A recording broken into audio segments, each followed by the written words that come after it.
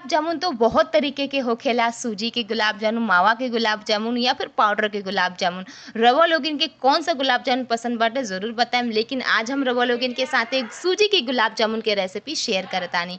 सबसे पहले लेतानी हम 1 कप पानी और 1 कप चीनी। एक कप चाशनी बना लिहल जाओ। तो हम चीनी की क्वांटिटी और पानी की क्वांटिटी बता देले बानी। इतनी ही क्वांटिटी रवा लोगन के डाले के बाटे, ना ही बेसी डाले के बाटे, ना ही कम डाले के बाटे। 1 कप चीनी में 1 कप पानी बहुत ही ठीक बाटे और मिठास भी बहुत अच्छा होगी। थोड़ा सा एकर स्वाद खातिर हम एमे डालतानी इलायची। बारीक काट के इलायची के डाल दी, या फिर अगर फ्रेश इलायची बाटे तो एकरा के आराम से कूट करके डाली। कलरिंग के लिए हम एमे डालतानी food colour, yellow food colour. रवा लोगन के पास बाटे तो डाली, और नइखे तो कोई ज़रूरत नइखे डाले खातिर। हम तो वीडियो में रवा लोगन के दिखावे खातिर डालतानी, लेकिन रवा लोगन अगर घर पर बनावतानी तो प्लीज़ मत डालें। ऐसे ही बहुत ही टेस्टी लागेला। तो हमने के यहाँ तार वाला चाशनी बिल्कुल नइखे चाहे कि हमने के नॉर्मल चाशनी चाही, जैसे कि हाथ में चिपचिपी लागे, जैसे कि फॉर्चून ले ले बानी रवा लोगन हाथ में लगवले बानी। बस उहे हमने के यहाँ चाशनी चाही। हलमुट का मतलब चिपचिपी चाशनी, तार वाला चाशनी बिल्कुल ना। तो देखिए हमने के हाथ में जो चाशनी बाटे ना वो चिपचिप होता।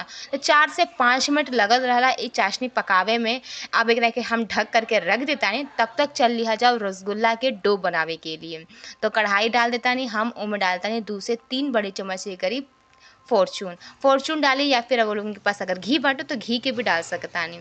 और इस तरीके से 1 कप ले ले बानी बारीक वाली सूजी, जगरा के चिरोटी सूजी बोलल जाला। अगर वो लोगन के पास मोट सूजी बाटे तो मिक्सर ग्राइंडर में बिल्कुल आराम से एकरा के पीस लेम और बिल्कुल फाइन बना लेम। इस तरीके से हम 1 कप सूजी डाल देले बानी, एकरा के आराम से मध्यम आंच पे पकावे के बाटे। सूजी के हमने के यहाँ ज़्यादा बिल्कुल नइखे भूने के, और ना ही एकर कलर चेंज करे के बाटे। बस 1 से 1.5 मिनट तक बिल्कुल मध्यम से लो फ्लेम तक हमने के यहाँ सूजी के भूने के बाटे। बस एकर कच्चापन दूर करे खातिर, कलर चेंज करे खातिर बिल्कुल नइखे। 2 मिनट से 1.5 मिनट तक हम एकरा के अच्छे तरीके से भून देब। रवा लोगिन देखते होखेम कि एकर जो कलर बाटे वो थोड़ा सा चेंज नइखे भइल, लेकिन सूजी के हल्का सा क्रीम कलर भइल बाटे। बस अब डालने के बाटे दूध, और गैस के फ्लेम बिल्कुल लो कर देम। बिल्कुल लो फ्लेम पे हमनी के यहाँ दूध डाले के बाटे, न तो बहुत जल्दी सूजी जो होखेला वो दूध के सोख लेला। दूध होके चाहे पानी होके बहुत जल्दी सूजी के सोखेला।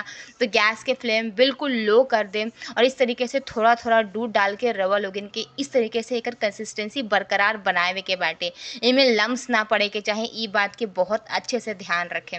तो 1 कप बारीक सूजी में हम 2 कप के करीब दूध के इस्तेमाल कर ले बानी। मेजरमेंट जो हम बतावतानी उहे मेजरमेंट रवा लोगिन के डाले के बाटे, ना ही कम ना ही ज़्यादा। तो इस तरीके से हम 2 कप दूध के डाल करके अच्छे तरीके से एमे लम्स बिल्कुल ना पड़े कि चाहे, इस तरीके से हम एकरा के चला देतानी। तो एक हाथ से बहुत दर्द होत रहला चलावे में, तो दूसरा हाथ के भी इस्तेमाल करे रही, लेकिन दूसरा हाथ काम में ना करत रहला। काहे से कि हर केहू के आदत बाटे राइट साइड से काम, मतलब कि राइट हैंड से काम करे के।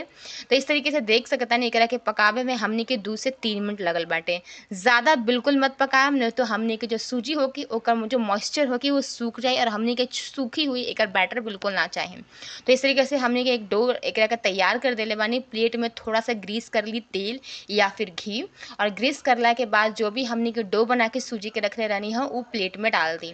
गरम गरम ही डाले के बाटे। और एक बात याद रखे के बाटे कि दूध जब अच्छे तरीके से सोख ली तो कढ़ाई में ज़्यादा देर तक सूजी के पकावे के नहीं के, नहीं तो ये सूखा पड़ जाए और हमनी के रसगुल्ला जो हो कि वो कढ़ाई में जला के बाद फटे लागी। ई बात के ध्यान रखें। तो देखिए अभी हमने के सूजी के जो डो बाटे ना वो बहुत ज़्यादा गर्म बाटे। 2 से 3 मिनट या फिर 10 मिनट या 15 मिनट, अगर ज़्यादा टाइम बाटे तो 10-15 मिनट छोड़ दी, और फिर एकरा के इस तरीके से हथेली से अच्छे से मस ली। ज़्यादा देर तक हमने के डो के रखे के नहीं के, ठंडा बिल्कुल नहीं के करे के, मतलब ऐसे रखे के बाटे ताकि रोल उनके हाथ जो हो कि वो सहे भर के इस तरीके से मिक्स करे खातिर हो जाए। तो एकरा के हम बिल्कुल फटे ना, बिल्कुल बरकरार रहे सूजी, तो एमे हम डालतानी 1/3 कप के करीब मिल्क पाउडर। अगर वो लोगन के पास मिल्क पाउडर नहीं है तो बाइंडिंग खातिर वो लोगन 1 चम्मच मैदा के भी इस्तेमाल कर सकतानी। बेकिंग पाउडर या बेकिंग सोडा के बिल्कुल इस्तेमाल मत करें, काहे से कि बेकिंग सोडा या बेकिंग पाउडर के इस्तेमाल करें तो सूजी जो होगी हमनी के एक रसगुल्ला चाशनी में जला के बाद फटे लागे। तो इस तरीके से वो लोगन के जो हम तरीका बतावतानी उहे तरीका अपनावे के बाटे। 5 से 7 मिनट तक एकरा के तरहत्थी से आराम से मसले के बाटे। एक चिकना सॉफ्ट डो तैयार करे के बाटे। जब इस तरीके से चिकना सॉफ्ट डो तैयार हो जाए तो हाथ में थोड़ा सा तेल लगा के एक एक करके करा के रसगुल्ला के शेप दे दी।